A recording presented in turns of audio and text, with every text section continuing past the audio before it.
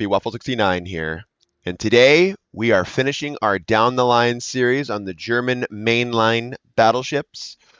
This is the Tier 10 Preussen. Yes, the Preussen.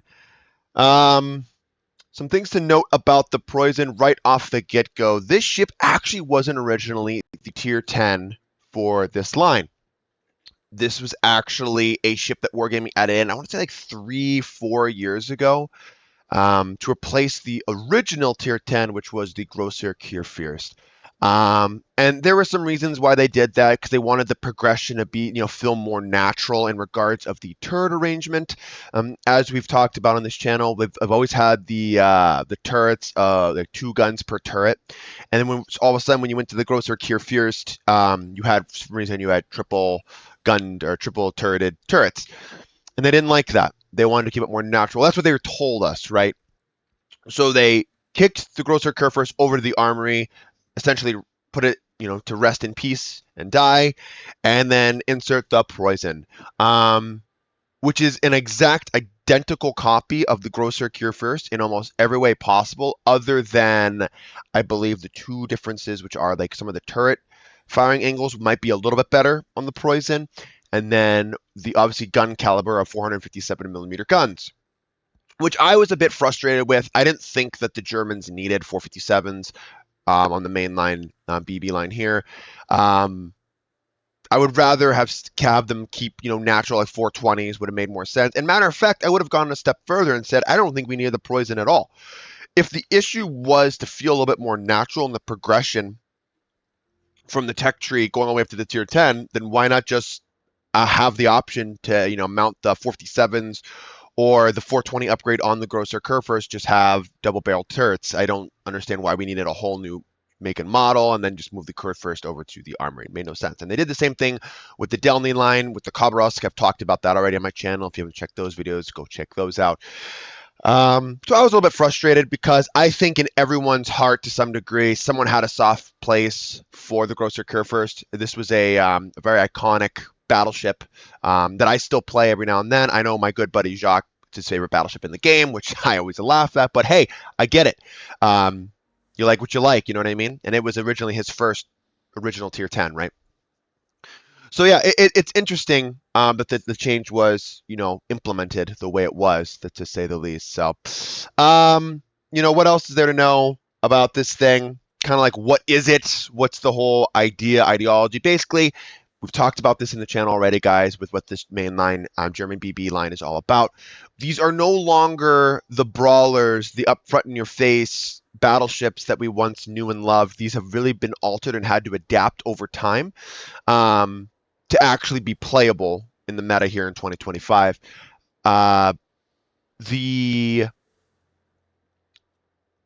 in the day, these things 100%, I could tell you could press the, smash the W key, get up there in the front lines. You were the tank, you were absorbing damage, you were dishing out pain, your secondaries were humming each and every way. But to do that nowadays, to even get to those ranges where your secondaries are going to be effective, is almost near suicide in the beginning of games, just because of the sheer amount of things that can deal damage to you that either A, you can't see, B, aircraft carriers, right? Just, I don't need to say no more, right? Say less. And then obviously submarines too. Then you have the airstrikes coming in from the Dutch. There's just so much, so many things, right, guys, that you'd really just be pissing away HP early game, especially. But as we progress within the game, later in game, absolutely you can get in there. And I think it's a good ideology to have with like the German cruisers as well. You want to stay at max range and HE spam, and then as you progress throughout the game, then you can close the distance a little bit more, maybe more opportunistic with your armor piercing. But we're looking at the battleships, and the Preussen follows this suit, this playstyle perfectly. I kind of established this down at the König at Bayern, who both kind of play similar. And Bayern, you finally get overmatch at Tier 6. You have Ganija now, which is a little bit of like a different kind of beast, kind of plays like its own little ship down there. And then the last 3 ships, the Bismarck, Freddy, and the Preussen, all kind of play similar as well. So you have 3 different play styles in one tech tree. And this is going to continue the later one we've talked about, which would be the Bismarck, Freddy, and now Preussen. I will get into the captain builds and all that stuff later, but I will set out like as a statement that I do believe that these ships the best build for them, if you're not going to go flat out like a tank build, is a hybrid secondary tank build. It works for me because I still think that these secondaries are worth speccing into. I just think the big difference is because you only have 8 guns, you don't have the 12 guns like the Grosser Kurfürst had. Though I'd still run the same build I'm running on this thing on my Grosser Kurfürst, just because the guns are, I don't even explain how inaccurate the guns are. I just take the aiming systems mod in the 3rd slot rather than the secondary battery modification. And that's just going to allow me to have a little bit more faith in my main battery. And that is the main reason why I take that. So, but without further ado, let's delve into the deep dive analysis, look around the stats, dig under the hood, talk about it a little bit, and then I'll go ahead and show you some gameplay on her as well. So the first things first, we're going to look at the armor layout. And like I said about the Freddy, because these ships kind of have a stigma, kind of a ideology of being bad ships. The armor scheme actually isn't bad. I mean, given the fact that you have this 32 millimeter nose, but a massive icebreaker of 60 millimeters, which is essentially blocking the entire nose, which is awesome. Then you have this fore-end deck of 50 mil, and you have the actual main deck of 50 mil as well. You have the casemate deck. Oh, sorry, that is the casemate deck. My bad. I don't know why you have this fore-end deck. Why it's all just 50, but I digress. Same with this aft-end deck of 50, and then an ass of 32. Protecting the engine room and rudder, you have 120 millimeter aft end armor belt. You have an upper belt of 150 millimeters, and you have this armor belt, like main armor belt of 380 millimeters, which is awesome to see. You do have a slightly above waterline citadel, but this is kind of a double-edged sword because we've talked about this on this channel already. And that comes down to the turtleback armor scheme, as you can see that you do have, that is present on this ship. I wish I could look at the slopes for you guys. I really can't. And there is some spaced armor in there as well, as you're seeing from the torpedo protection on the side. Yeah, I mean, in general, the turtleback is good, and you will 100%, well, I won't say 100%, but you most likely will not be eating citadels when you're presenting this, which is kind of what this ship is supposed to be. It's so massive, it's so big, it's hard to maneuver, and there will be most likely ships will get your flank, and that's what this is. There's a defense mechanism, so you don't eat those citadel ribbons. Instead, you just eat full pens, potentially even over pens. The problem with the turtleback armor scheme that you've noticed is that you have this 120 millimeter fore and aft armor belt on either side of your nose, and this can be also penetrated on the ass as well. If you know where you're shooting, you can aim directly right at that at an angle such as this, and you can bypass your turtleback and go straight into your Arth ship or citadel. So you see it without the armor layers. Right about here, you can shoot right underneath this front turret at like an angle like this with a high enough penetration, and you can go ahead and score those citadel ribbons. You have to be careful as the Preussen player to understand that if people are smart enough to know that when you're coming in at an angle like this, sometimes it'd just be better off just to over angle and come in more like this because of the potential of getting citadel. But how many people know about that weakness is still up in the air. I mean, I've seen a lot of people talk about it, but in order to execute it on a game-to-game basis is actually fairly difficult. I haven't seen that many players do it as of yet. So, at the end of the day, the Preussen, my rule is, I know you have the turtleback armor scheme, but better safe than sorry. I usually just shoot my 2 front guns if I'm in a dangerous situation, just knowing who's looking at me, who's targeting me, and then I can go ahead and be more advantageous, so to speak, and shoot my rear 2 guns. Again, just like the Grosser Kurfürst, just like the Freddy, you are exposing a fair amount of broadside to get your full 8 guns on target. So you have to be careful about that. I showed the dirt firing angles earlier on in the video. And I don't know if you know how to read those, I get it. If you don't know how to read those, just understand that the main ones you're looking at is mostly the front if you're kiting away, and the rear is if you are, if you're kiting away, and front is if you're turning in and going in towards the target.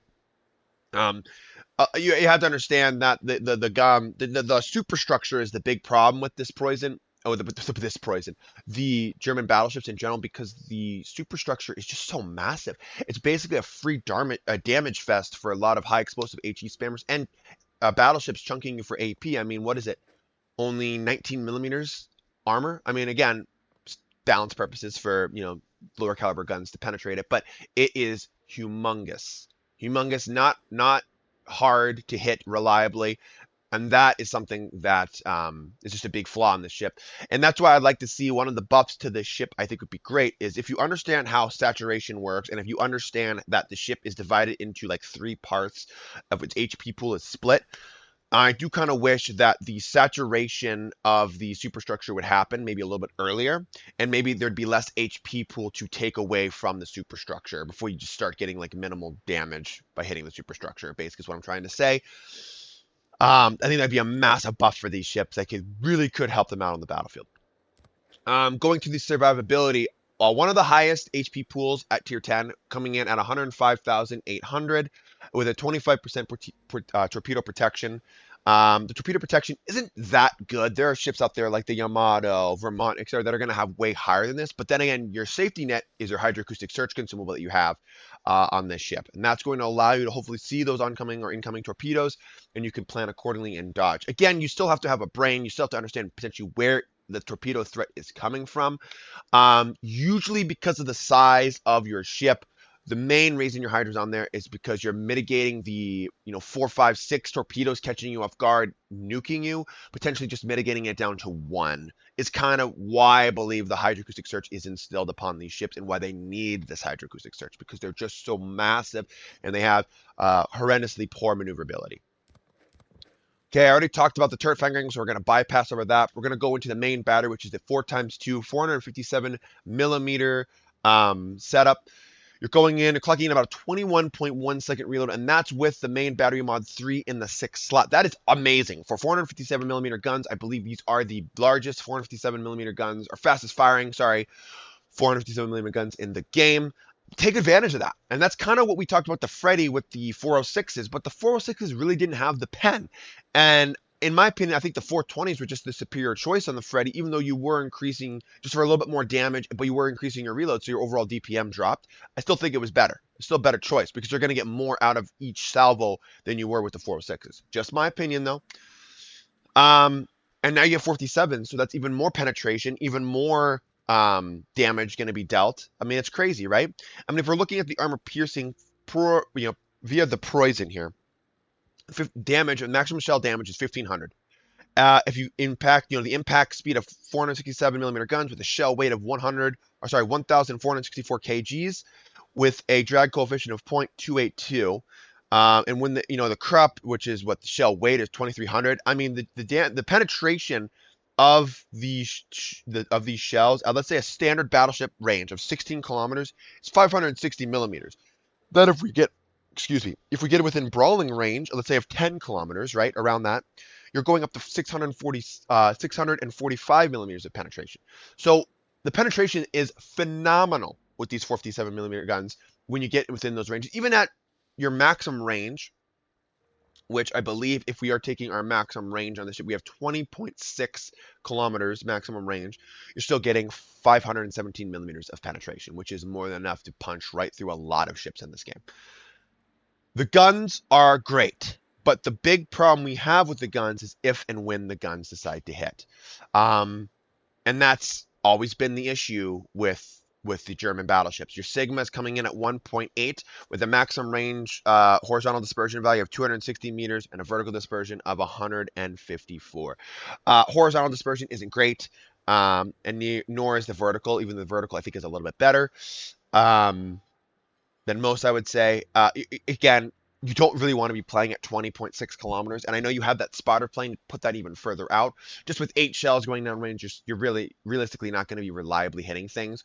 I would say if you're playing the ship early game around the 17, 18 kilometer mark, you're doing well. You're doing well. Okay. I'm not saying sniping. This is not your goal in the Preussen. And this is one of those things you're going to have to learn as you play, that you're definitely not a sniper, but you're not rushing in there and dying right off the get-go. Okay, if ships are going to tell you, like your allies are going to tell you, Preussen, what the hell are you doing? Stop sniping, stop camping, blah, blah, and so. You need to understand that they're not you, okay? And you have to understand that if you do what they're trying to ask you to do, you're most likely going to wind up dead. And dead targets aren't going to help the team any which way because you're already deceased and you're one ship down right off the get-go, especially a tier 10 battleship. Play it smart. Play passive in the beginning and get more aggressive as the game presents itself. See who comes to your flank. Make the decisions accordingly based upon who's at your said flank, right? I'm not going to be pushing head into a smoked up Smolensk. I'm not going to be brawling a Libertad. These are just things that you're just not going to be doing right in the first 5 minutes of the game, you know? Especially if there's no Shimakaze spotted on your flank and your DD is saying push up here, you could just laugh at him hysterically, okay?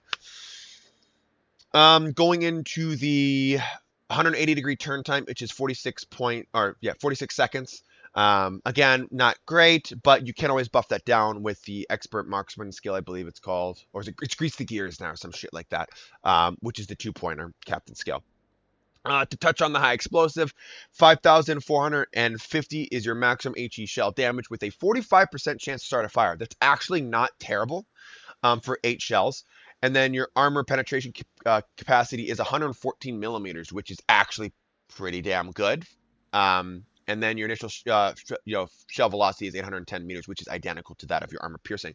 And I want to touch base on the HE a little bit, because before I would say I wouldn't touch the HE, especially on the Freddy with the 420s. It's like it's really no point.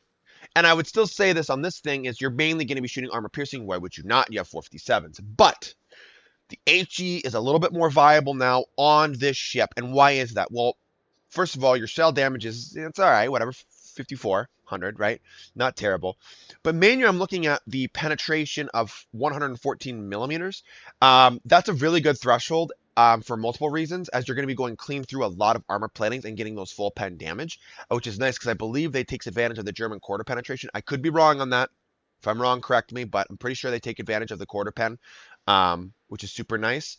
And then apparently you're getting 9 fires per minute on average, right? That's like the fires per minute category, with a 21-second reload with a 45% chance of fire on 8 guns. I'm not sitting here saying turn into an HE spamming Preussen. That's not what I'm saying. But there are times that it would make sense to switch to that. Obviously, if DDs come flying around you in the corner, clearly. But for ships that are bow tanking you, that you can't just clean overmatch like other battleships, yeah, and you're not really super, like not really chunking them a whole hell of a lot, absolutely, the HE is 100% viable. And if my calculations are correct, this is enough to Citadel that the likes of Minotaurs, which I think the Minotaur has 102 millimeter Citadel exposed externally, Smolensk, Colbert, etc. with the HE. Again, why would you want to do that? You min-max it with the AP, but then again, you have to be careful. 47s now in larger shell caliber usually means more overpens. So weigh the pros and the cons with that. All I'm saying is the HE actually isn't bad now on a German battleship on this line. I would still say your primary armament type or ammunition type is going to be the armor piercing, but now if the situation arises, I wouldn't say just stick it out with armor piercing. You can, if you so choose, switch to the HE. Going to the secondary battery, we're going to combine the two. We have the 4x 250 millimeter guns. Here is examples of the 150s. These are the same guns, I believe, that are on like the München, the Tier 7 light cruiser for them. And then you have the 128s that are littered around the ship of 10x 2 mounts for them as well. Some quick statistics on the secondaries here. The 150 millimeter guns are reloading in 7.5 seconds, maximum range of 8.7, and deal around 100 or 170. 1,700 maximum shell damage with 8% fire chance that can penetrate 38 millimeters of effective armor. And then with the 128s, you're doing every 4-second reload, or 4-second reload on the ship, or on the gun, sorry. Maximum range is 8.7 kilometers with a maximum damage of 1,500 with a 5% chance to start a fire and a 32 millimeter threshold. These are taking advantage of the quarter penetration mechanics, and this means destroyers and cruisers better watch out because you're crossing that 32 millimeter threshold right off the get-go. Well, mainly 25 and 27. Those are like the big ones, but 30 millimeters is usually like what, deck armor usually. So they can go ahead and penetrate that right off the get-go.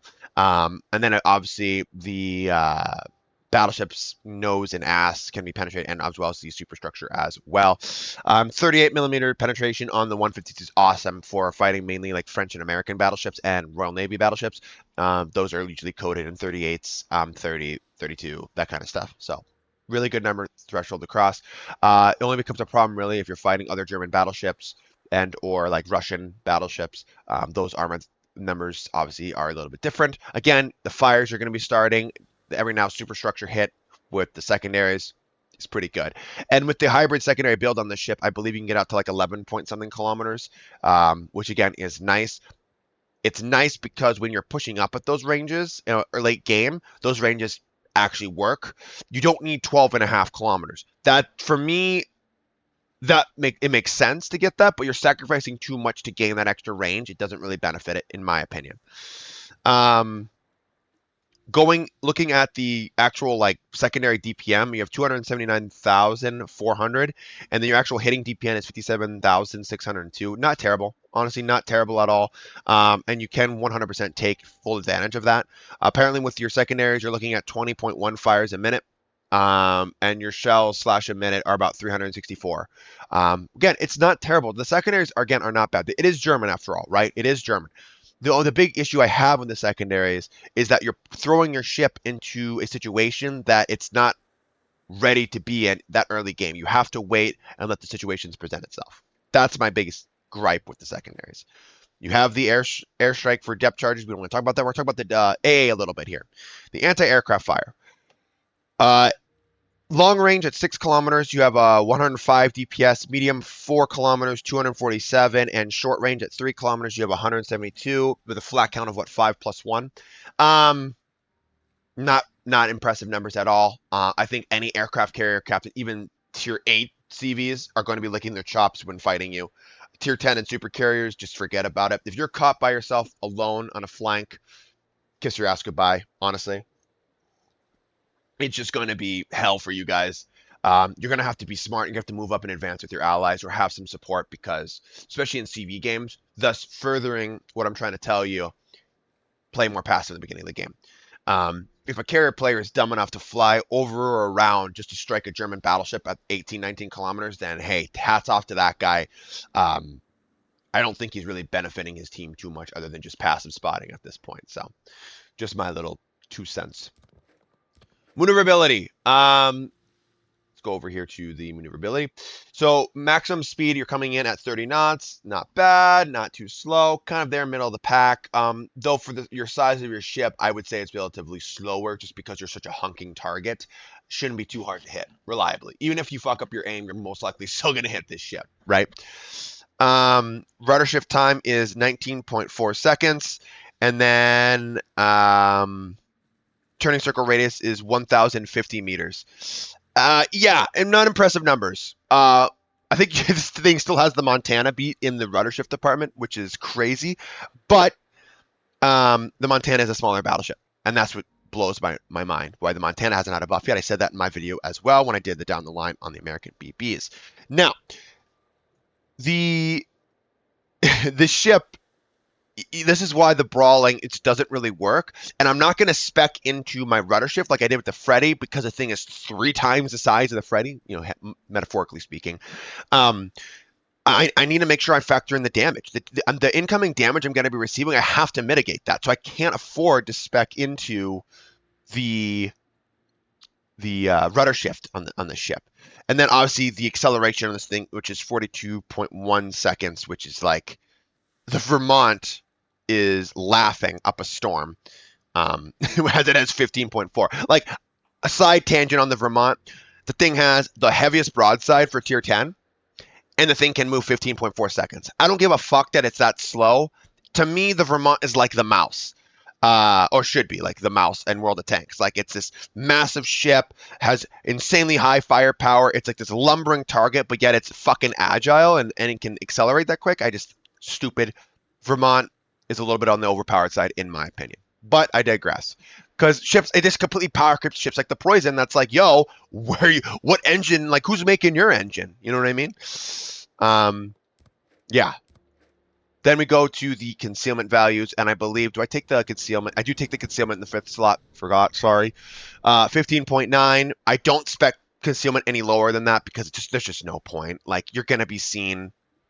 If you don't like being detected, then I have news for you. Probably don't play battleships in general. If you do, well, there are some battleships, right? I shouldn't say that. Don't play German BBs unless you're going to play the Schlieffen line, because if you want to make use of secondaries, then you're going to be, right?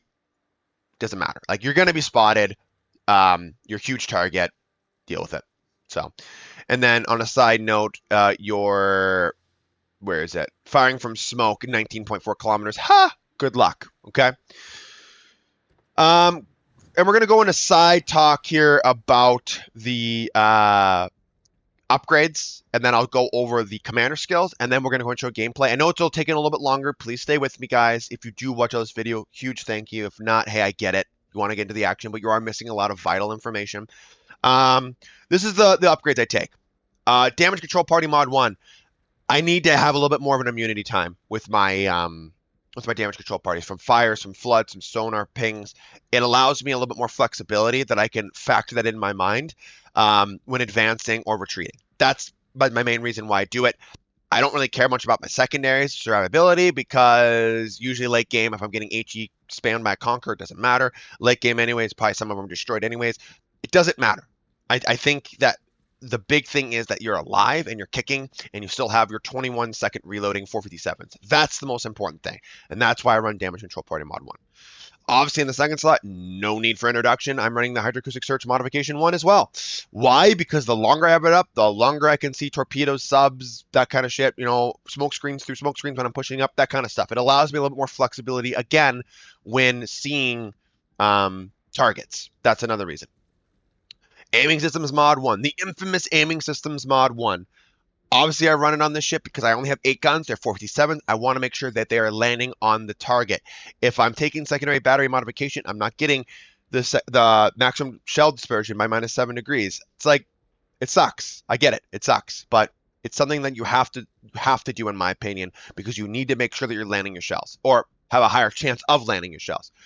In the fourth slot, I'm running Damage Control Systems Modification 2. Pretty self-explanatory. As much as I would love to run Acceleration, or as much as I'd love to run Rudder Shift, I can't do it. I need that recovery time for flooding and fire. I need it. I can't mitigate that.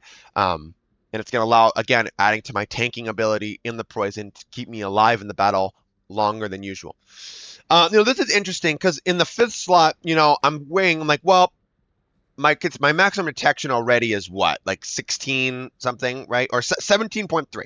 It's already high. I'm already going to be spotted anyways. And I was thinking, well, what if I do ship consumables so everything lasts longer, including my damage control, my hydro, right? And my heal. Or what if I just have torpedo lookout system, because if I don't have my hydro up, I still have like that passive bonus. Both are viable, but I think the concealment is just a little bit better, because I think 17.6 is just way, way, way too high for the play style of the ship, and it doesn't make too much sense to run it. I'd rather get in a little bit closer, around 16, 15 kilometers at best, going out 15, 16, 17 kilometers at best, for getting detected at almost 18 kilometers. Just my 2 cents. And then I take main battery mod 3, obviously, to get that super fast reloading 457s down to 21 seconds. I think it's awesome. Auxiliary armaments modification 2, if you are running a full secondary build, which again, you can do if it works for you. And that's at the end of the day. If you're watching this video and you're like, I don't know what the fuck Waffle's talking about, like, secondary works for me, dude, by all means, play it. Because I salute you. Like, if you can make it work now with all the shit going around in the game, fucking rights. Good for you. I can't. And then I don't think anyone in their right mind would want to run gunfire control modification or system mod 2. Extending the range of already poorly accurate, consistent guns to what, like 23 kilometers or whatever, something like that. It's just, doesn't make sense to me. So, and because you have a spotter plane as well, so, reasons. I think I don't want to talk too much about the captain. Well, I can talk about the captain skill a little bit. This captain I balanced, I was training him. It's whatever, not a big deal. I think I take, Adrenaline Rush. I think is what I take, if I'm not mistaken. I could be wrong. I can't remember exactly what I picked, but, basically, more or less, we'll just go with that if that is what I took. At the end of the day, like, you have to weigh what works for you guys and what commander skills, what work for you. I mean, at the end of the day, if you're going to run a secondary build, by all means. I run a hybrid. Excuse me. I run a hybrid. Yeah, this is definitely not what I run. This is because this is Vigilance. This is some stupid commander, so it's not even worth talking about, because I run Grease the Gears, because that's going to allow us to get down to 38.3 seconds, which is way more viable than the 40, whatever the fuck I'm running. Just at the end of the day, I run the hybrid secondary build. Those 2 commander skills I still take, and that how I'm able to, allow myself to get the extra 4 points to run that secondary skill is I take it away from my concealment. And I've already talked about the concealment on the ship. Doesn't really work. You don't really need to spec in the double concealment on this ship. I think it's a waste of 4 points if you do it because you're already going to be seen anyways. You're so detectable that getting your concealment down any lower doesn't make too much sense to me. So, but and as you know, there is no legendary mods right now. The Grosser Kurfürst still has hers, and he's in the armory, which again I can cover the Grosser Kurfürst down the road, and I will. But right now we're on the Preussen, so he doesn't have a legendary mod, which I don't know why he doesn't have one yet. I think this battleship's been in the game long enough that it should get its legendary mod here. At Wargaming, let's go. Don't forget about her too much, even though you already kind of have. But yeah, that's the Preussen, guys, in a nutshell from a port analysis. You know, I think she's a left behind battleship, but at the end of the day, and what I mean by left behind, kind of forgotten about in regards of, you know, there's just newer, better gimmicked ships out there, and she's way harder to play. And I think Wargaming is kind of moving away from her, though I think they need to address it because it's still a fun ship. And that gets me to my point, what I want to talk about. These ships are fun. People love these ships. All these ships. Grosser Kurfürst, the Preussen. And why? Because I think the design, like the overall game design of the ships is a blast. And I think as a community, we can all appreciate Wargaming designing these ships the way they have, as they are in a 100% balanced state. But nowadays, we're starting to see this power creep in, inevitably, from a game like this. And it's frustrating to a lot of players, including myself, because you want the ship to be able to do a little bit more than it can. Obviously, I'm all for Battleship players having to use their brain. I think it should be, and I think the class has really been dumbed down, which is very insulting. But with that being said, Preussen is probably top 5 battleships in the game at tier 10 that I would buff. Needs a massive buff, just to get her back up to like the adequate level of ranking for her. I know some people would call her utter useless. Some people would say she's really not relevant anymore, and they do have a point, and I agree with them.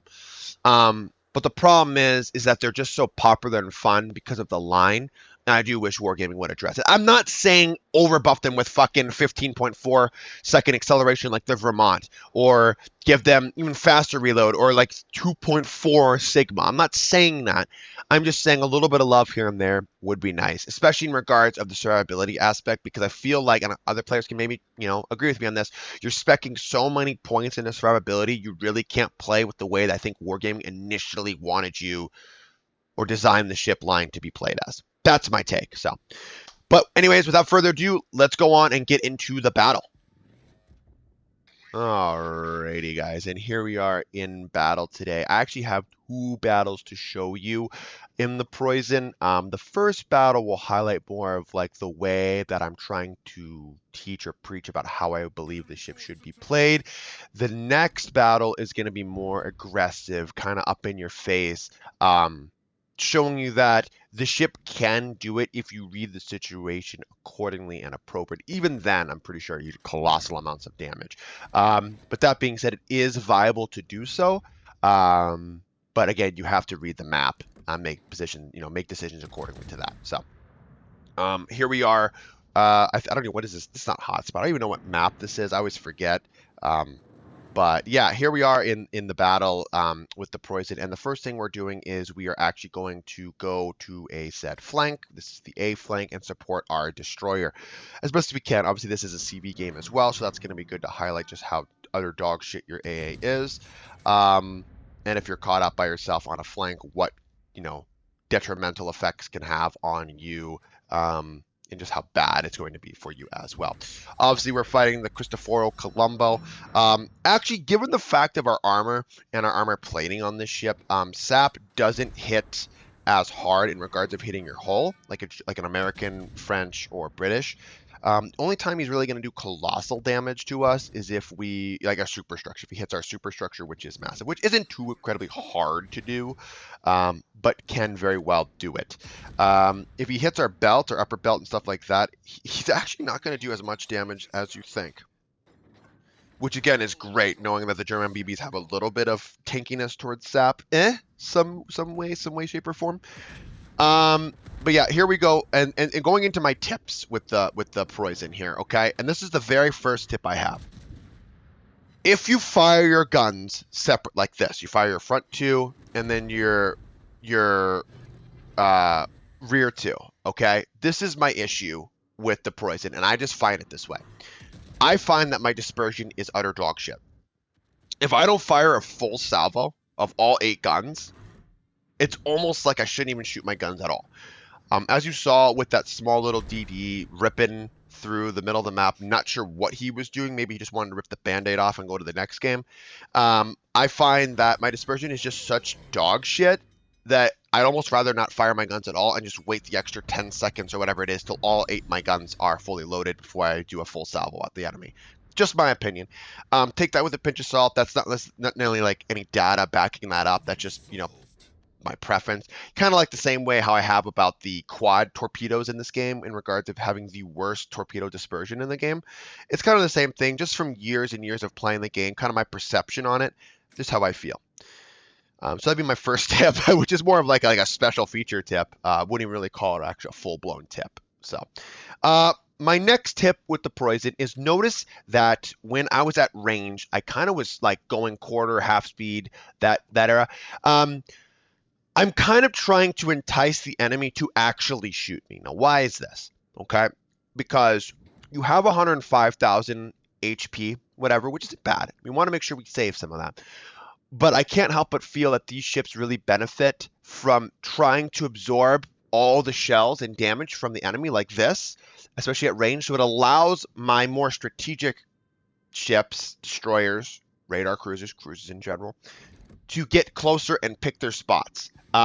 When ships are more focused on firing me, like at me and shooting me, that means less of them are going to be firing at my allies that have the actual carrying potential for our team. And that's kind of my thought process with it. So, I'm not saying sit there and try to eat as much damage as possible. I'm saying try to be an enticing target, because a lot of these players can't resist shooting at a broadside German battleship or a massive German battleship. They love it. They're itching. It's like tweakers just scratching at their skin until they get their next needle hit. Like, they want to shoot the German BBs. They're like, oh, I'm gonna do fucking colossal damage to this thing, and it's like, yeah, great, but not really. You know what I mean? So it's just interesting that they it's like a little side note of kind of like what I think to do in regards of a positioning of your Preussen, and this translates to the grosser Kurfürst as well, pretty 1-for-1. That it's just some kind of tactic that I like to utilize, and I know I'm not the only one that thinks this way too, but it is a really good tactic to allow you to basically try to absorb that damage or that potential damage, and then allows your teams to basically have a little bit more leeway to play the game, essentially, is what I'm trying to say. So a couple things that I didn't touch base on here, and I want to make sure that I am, because it's one of those things that I think is overlooked. Yeah. So the Preussen actually has a base for heals on the ship, which I guess is pretty standard for a lot of Tier 10 BBs. Other than the Schlieffen and the Conqueror, the Incomparable, which actually has a super heal. I don't want to really include the Oregon. The Kremlin and the Slava, right? It has a base 4 heal, which is pretty standard for the majority of BBs. But if you take that superintendent, you can go ahead, or that, not superintendent, what the fuck do they have? Like the repair specialist, the tier 4 skill, you actually get to 5 heals, which is what I recommend doing. Obviously, I'm using freaking Megatron here, which was like that other captain that has vigilance for some reason, which again seems good in theory to run and utilize. But in regards of what I'm trying to do with my build that I already advertised earlier in game, I wouldn't recommend doing that because your points are going to be better utilized in somewhere else in some other department. So do you want to touch base on that? Because a lot of players always talk about, because I think a lot of them say, oh, does it start with 5 base? Because I think, is it the Hindenburg that starts with 4 heals as well and 5? I don't know. I don't know where I'm getting sidetracked here. I thought it was worth talking about because I really didn't talk about the heal, which, going about the heal, it's a very standard heal. 28-second runtime, 14% repair, that kind of stuff. And again, you can only heal back 10% of Citadel damage. So pretty standard battleship heal. So nothing to, get your panties in a wad about or get too excited about. So, but yeah, we're pushing gradually. We don't want to notice how we're not like leading the charge here. And we're utilizing islands again to our advantage, because if we can mitigate targets that can either A, see us, or B, that we can engage with, it's probably going to be for the best. What we don't want to do is come flying around this corner. You see a lot of Preussen, so first players just come flying around this corner, and then everyone will literally turn their guns and shoot you. That's not what I mean when I say you want to tank enemy fire. I'm saying, especially in the early to middle game, you want people to see you and try to attempt to shoot you, but you're still mitigating the amount of ships that can shoot you. Like right now, obviously for the Cristoforo Colombo here, he's the only main one that can shoot us, and we know he has SAP, so we're going to try to gain this island real quick and see if I can drag him into getting a little bit closer, because he doesn't know where our Holland is, and hopefully our Holland can line up a precise torpedo strike here. So, I think I'm pretty certain I'm going to be hitting my Hydra here pretty soon. Again, but you could just see the inconsistency of your AP shells still, or just shells in general. It's like you're landing all around these targets, but you're not getting those juicy Citadel ribbons. And it's just something that, it's like, if I didn't take the aiming systems mod, where would I see my shells going? You know, it's like, at least I'm landing them and hitting the target. And that's something that I want to do. That was the main goal I wanted to achieve, was this, hey, let's increase the likelihood of our shells landing on the target, which they are doing. It's just, I'm not getting the exact placement that I want to get on my shells. And that, again, is something that I can't mitigate or push more. It's just something that's going to be happening. You have to understand that when you play a line like this, it's kind of like the mentality of the Scharnhorst. The Scharnhorst has the 20-second reload. And it doesn't matter how poor his dispersion is. He's just sending shells downrange, 283 millimeter guns downrange, or shells downrange, every 20 seconds. And that's kind of the same mentality that I have with the Preussen. If, as long as I'm throwing shells downrange and they're hitting the target, I'm okay with it.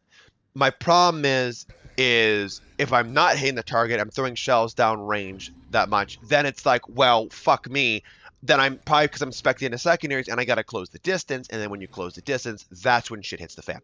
But now, for example, based upon the amount of enemy ships in game, they're spread out where they're at, this is when I can go ahead and make my push. Obviously, I'm dealing with an enemy Jaeger. I know he is trying to go into our spawn.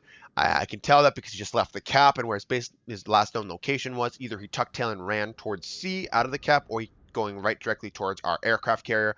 So my hydro is popped, and I'm trying to tell my team, hey, aircraft carrier, I need your help. Spot this guy, because if he doesn't kill me, he's going to come for you guys next. Again, any little information you can tell your team is always going to be extremely beneficial.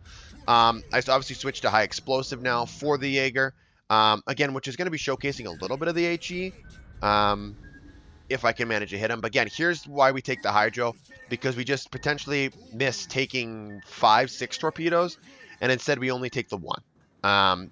Again, preaching or showing what I preached here earlier on in the port analysis side of the video, which is it's going to help mitigate the amount of damage, potential damage that you're going to take by using your hydro, right, with those incoming torpedoes. It's just because you're so big, it's like I highly doubt you're going to be able, and so immaneuverable, that you're going to be able to dodge every fucking torpedo. It's just not going to happen. And again, now we're finally getting our secondaries in the mix here. Again, this is the main reason why I take the secondary, like the hybrid build wise, is because my shells aren't too consistent. Every now and then I land a shell or 2 or 3, especially when it comes to small little sleek jet ski targets like the Jaeger. I'm going to have my secondaries, my automated guns and automated damage dealers, hopefully tried to hit the Jaeger as much as possible and deal some amount of damage. And it did. It knocked out some incapacitations on the ship, set him on fire, knocked out his engine, that kind of stuff, allowing him to be more vulnerable and susceptible to my allies. Again, the Jaeger's focused with me or on me. That's fine. I'll take that. I'd rather him do damage to me and shoot at me, or sorry, his torpedo me, rather than my allies. That's kind of the big thing that I'm trying to highlight with the Preussen. And I know I kind of sound like a broken record, but again, one of your best tools is absorbing the potential damage. It's one of those things, right? If I'm enough of a target to distract other targets and keep them away from my more strategic allies, 100%, that's a win-win for me. As long as I don't die early on, that's a win-win for me. again, you still need to position your ship accordingly and correctly to make sure and ensure that you don't get deceased. But finally, here we're at what? I don't even know what distance we're at, and we're getting 5 shells hitting the target or whatnot. Like, it's the Preussen. You need to understand it's inconsistent with its shells, but it's inconsistent in every 21 seconds, and now with Adrenaline Rush even sooner, right? I think the best thing you can do is buy into the mentality that you're like the underdog, and play like that. And I think a lot of players will underestimate you, especially your 457 millimeter rifles, and you will catch a lot of players. I mean, I'm talking a lot of players off guard. So utilize that to your strengths. Okay, going into our next replay. I know 2 replay. That's fucking crazy. But again, it's one of those ships. I want to make sure I'm highlighting everything. I'm really leaving no stone unturned with the Preussen. I know we're already going to be like at an hour-long video. This is fucking crazy. But this battle isn't too long because I'm pretty sure we've ruffle stumped this enemy team pretty fucking hard. Once again, in the worst game mode in the game, which is Arms Race, I cannot stress enough how much I hate this fucking game mode and despise it. I think it only creates like shit pumpings, and blowouts, and I don't like that. I don't like this game. And plus, it spawns way too frequently. I think out of like every 5 games at tier 10 or 9, even a little bit lower, I'm getting at least one of those is Arms Race, which way too frequently, way too frequently. So, this is a game that we play a little bit more aggressive in our Preussen. And I wanted to highlight that and kind of show the difference of why I played a little bit more aggressive with the Preussen. And it all starts with the opposite flank. I'm reading on my mini-map when targets get lit, certain strategic targets, when they get lit, where they're at, so I know I can plan my next maneuvers accordingly. And later on, you'll see when ships start spawning up, I'm like, okay, 1, 2, 3, 4, 5, 6, this ship, that ship, this ship. They're going over there. They're outside the island chain. I know I can push inward, and I can create a crossfire. So that means anyone pointing outside of me or pushing in the middle, trying to go on the outside of that island chain as well, I have their broadside. It's a strategic target, or a strategic strategy that I like to utilize, especially in slower battleships. But obviously we're not too slow, but again, you're massive, so again, it kind of cancels each other out. So obviously an enemy Preussen is detected, and we're going to put metal against metal, steel against steel here, and we're going to go at them. And I think we can take them. If we utilize what I have been telling you guys and showing you how to play the Preussen, compared to someone who potentially maybe doesn't know how to play the Preussen, I don't know. I don't know anything about this guy. I'm just theoretically saying that. So obviously now with the Yamagiri being spotted, used his burst fire mode like a complete pigeon. So I know you don't want to do that right off the get-go. If you do that right off the get-go, you're just costing yourself the gunfight, because now our DD can out DPM him, boom, boom, boom, boom, boom, while he's on his 20-second whatever reload. We have him hydroed, so he can't fall off detection. And there we go. There's a good example. This kind of gets me off sidetrack. That was the Citadel. That was what I talked about, bypassing the turtleback. Plunging fire can do that, and especially if you hit the ship at a right angle, can absolutely mitigate your torpedo protection on this thing.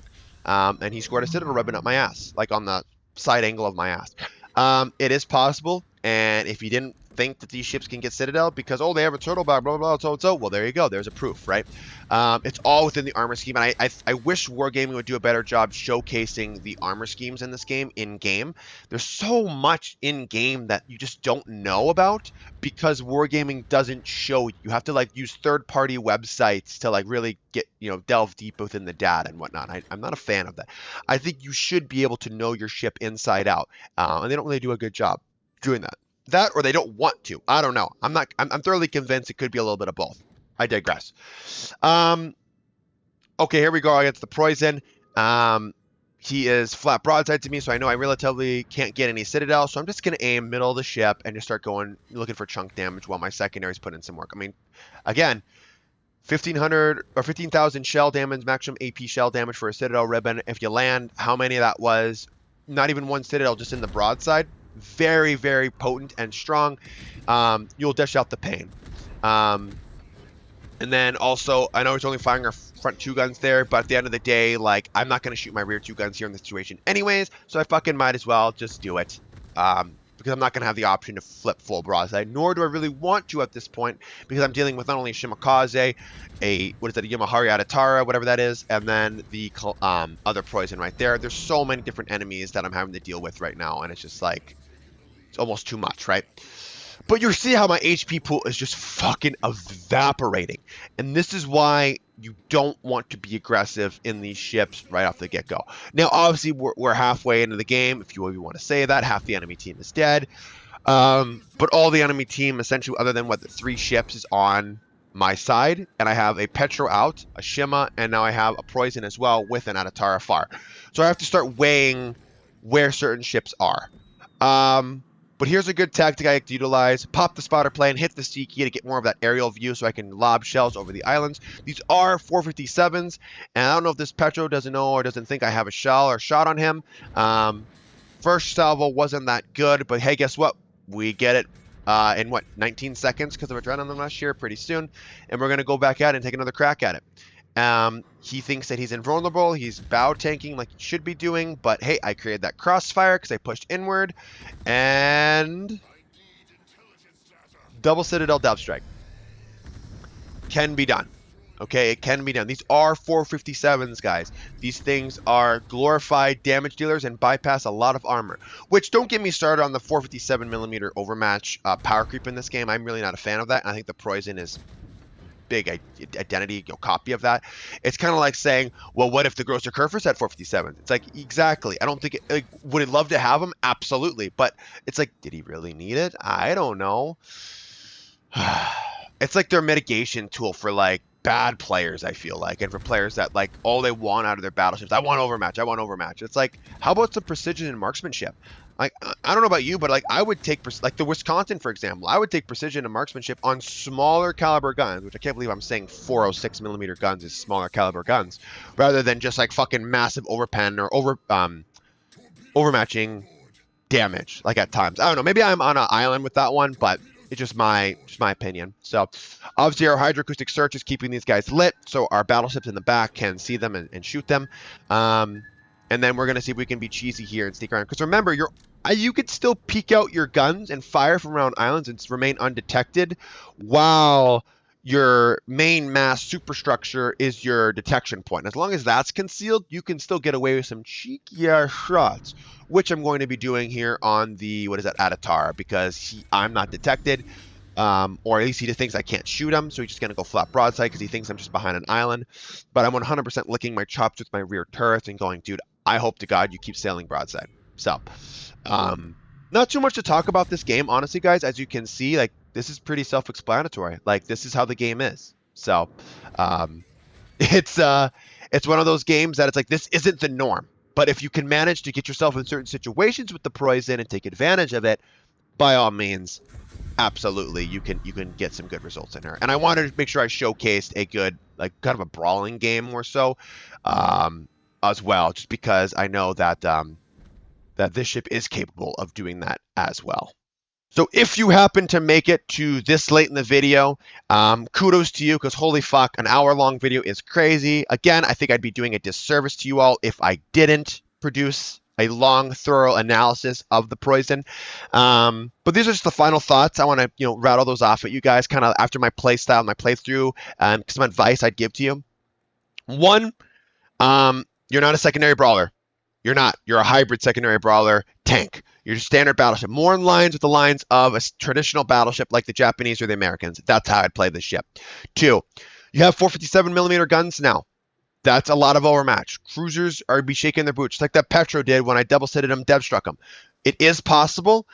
These guns are phenomenal, and you can make use of it, but only in regard to the damage if they're landing on the target. You still have a major problem. You only have 8 shells going down range, so you got to make sure to make your 8 shells count, and that's why I take the aiming systems mod too. 3, the best thing you have is to try to absorb potential damage from enemies. If the enemies, they can't resist, they want to shoot the German battleship, exposing their position, keeping them lit, and then your allies can take full advantage of that, allowing your strategic targets to get strategic positioning and farming from strategic locations. That is a big advantage that this ship can have. And again, you will be able to do that. The last tip I have with this thing, okay, and this is a big one. Do not Early game, do not press the W key and rush in there. You will die. You will die. Play conservatively. Play a little, I hate to say it, a little bit more passively. This ship, as it wants to get in the fray, cannot get in the fray too soon. You have to play a little bit more passive in the beginning of the game, and then read the map, read the mini-map, let the team come to you, the enemy team I'm saying, and let it start developing, and then you can take the advantage of what the enemy team is doing. You're more of a read and react kind of ship. You're not going to, lead the charge here. If you lead the charge, you're dead. But there are situations, like I showed in the last game, that if you read the map right, you can take full advantage of it, guys. Full advantage of it. Create those cross shots, tank for your team, and expose the enemy where they're weakest, and just exposing them in general, keeping them lit for your team, and so your team can take advantage of it as well. So, anyways, guys, I hope you enjoyed the extremely lengthy, long, and ship analysis view of the Preussen. Hopefully you guys like it, and stay tuned for more. I probably won't do another down the line series for a couple weeks. I'll probably just do a little more premiums, a little more battle reports, that kind of stuff. But stay tuned because the next one's going to be a destroyer line. So that's kind of what we do. We just rotate. And without further ado, guys, I will see myself out. Thank you for everything, and God bless, and I will see you in the next one. Peace out.